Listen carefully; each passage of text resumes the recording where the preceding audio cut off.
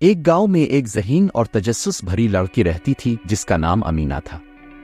امینا کو ہر وقت سوال پوچھنے اور اپنے ارد گرد کی دنیا کو سمجھنے کا شوق تھا۔ ایک دن جب وہ گاؤں میں چہل قدمی کر رہی تھی، اس نے دو تاجروں کو ایک ٹوٹے ہوئے گلدان کے بارے میں بحث کرتے ہوئے سنا۔ دونوں تاجر دعویٰ کر رہے تھے کہ دوسرے نے گلدان توڑا ہے اور ان کی لڑائی گاؤں میں مشکلات پیدا کر رہی تھی۔ امینا نے اس مسئلے کو حل کرنے کا ارادہ کیا اور تاجروں سے کہا کہ وہ معاملے کی تفتیش کرنا چاہتی ہے۔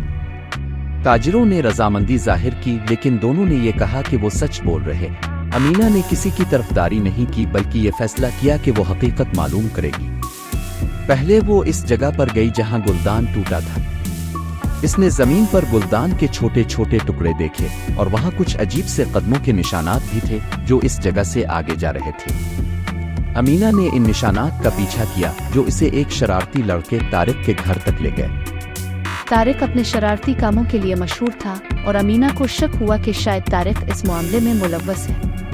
اس نے نرمی سے طارق سے پوچھا کہ کیا اسے گلدان کے بارے میں کچھ معلوم ہے۔ پہلے تو طارق نے انکار کیا، لیکن امینا کی نرمی اور صبر نے اسے سچ بولنے پر مجبور کر دیا۔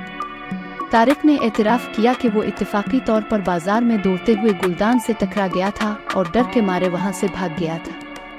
امینا نے طارق کا شکریہ ادا کیا اور وعدہ کیا کہ وہ معاملہ ٹھیک کرنے میں اس کی مدد کرے گی۔ وہ دونوں تاجروں کے پاس واپس آئے اور سچائی بتائی۔ تاجر حیران ہوئے مگر سچ سن کر خوش بھی ہوئے۔ انہوں نے طارق کی ایمانداری کی قدر کی اور اسے معاف کر دیا۔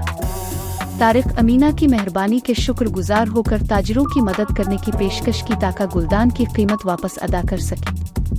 گاؤں والوں نے امینا کی دیانتداری اور مسئلے کو حل کرنے کی صلاحیت کی تعریف کی۔